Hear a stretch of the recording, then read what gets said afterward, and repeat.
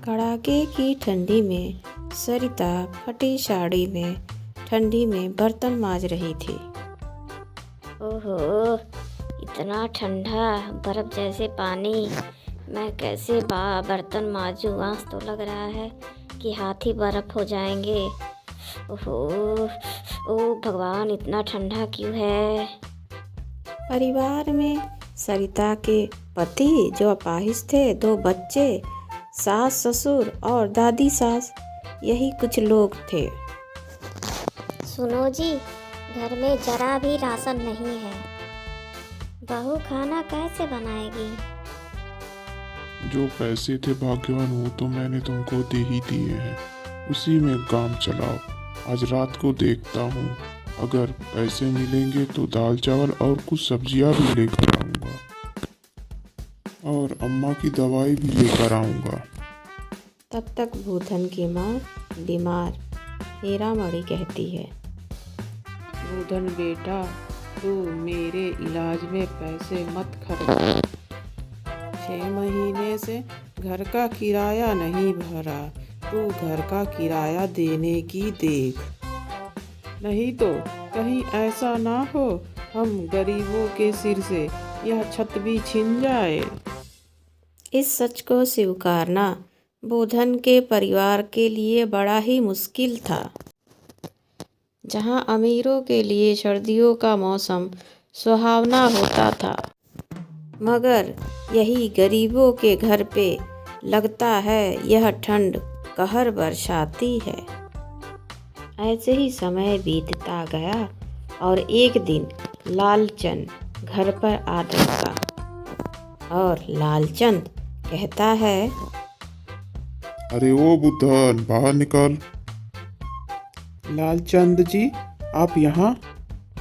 मैं अपने भाड़े के पैसे लेने आया हूँ, निकाल मेरे पैसे, नहीं तो आज के आज अभी तुम लोग मेरा घर खाली करो। लालचंद जी, थोड़ी मोहलत आप हमें और दे दीजिए, आपके पैसे हम चुका देंगे। तू चुकाएगा मेरे पैसे? खुद तो अपने पैरों पे खड़ा भी नहीं हो सकता, अपाहिज कहीं का। अब क्या मेरे पैसे भीख मांग कर चुकाएगा? भरी सर्दी में लालचंद भूधन के पूरे परिवार को घर से निकाल देता है। राजू और गुड्डी अपने नजरों से सारा नजारा देख रहे थे। माँ, अब आप, मैं, गुड्डी, पिताजी, दादाजी, दादी, बूढ़ी दादी, हम सब कहाँ रहेंगे? पता नहीं बच्चों, चलो। इस तरह से फिर एक बार ठंड का कहर एक गरीब के परिवार को बेघर कर देता है। सभी रोड के किनारे चले जा रहे थे।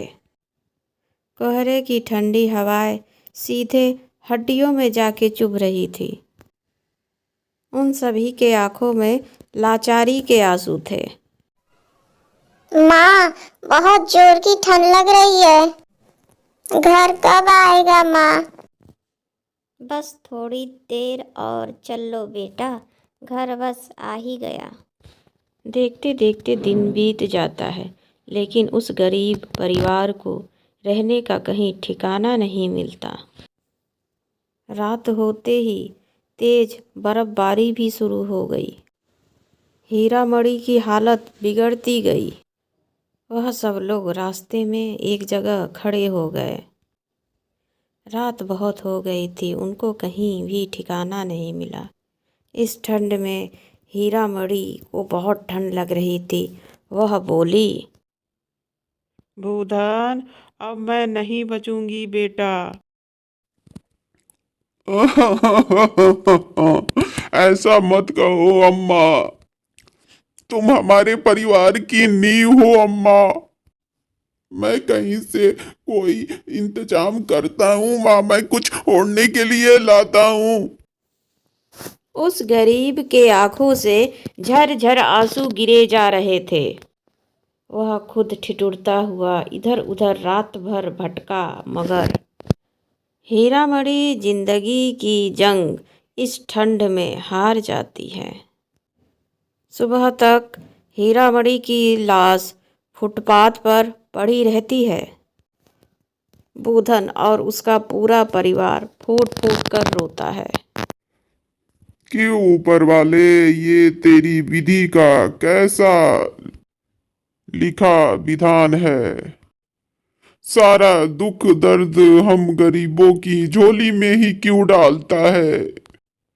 क्यों डालता है? उस ठंड के कहर ने गरीब के परिवार का कोई अपना छीन लिया था, मगर उसे अभी और भी सफ़र तय करना था। उसने हाथ पसार कर सभी से मदद मांगी। अरे कोई मदद करो, कुछ पैसे दे दो मुझे अपनी माँ का दाह संस्कार करना है।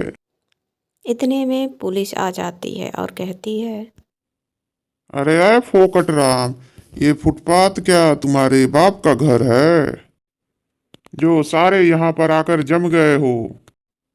चलो भागो यहाँ से। हम कहाँ जाएंगे साहब?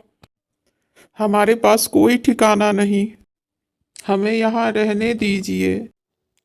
खड़ूस पुलिस उन सबकी एक भी बात नहीं सुनता है और लात घूंसों और लाठी की बारिश करने लगता है। चलते चलते वह एक कचरे के ढेर के पास आते हैं। बहू जानकी, हम यहीं अपना बसेरा बनाएंगे। मगर जी, कचड़े में हम कैसे रहेंगे? हम सभी को साथ मिलकर सामान जुटाना पड़ेगा। तभी सरिता देखती है कचड़े के ढेर में फटा चुट्टा एक तिरपाल पड़ा हुआ है। बूधन उस तिरपाल को चारी ओर पेड़ से बांध देता है। ले दे के वही तिरपाल अब यह गरीबों के लिए सर छुपाने की जगह थी। इतने में सरिता और जानकी दोनों जंगल से लकड़ियाँ काट के लाती हैं आग जलाने के लिए। माँ, मुझे बहुत ठंड लग रही है, भूख भी बहुत तेज की लगी है।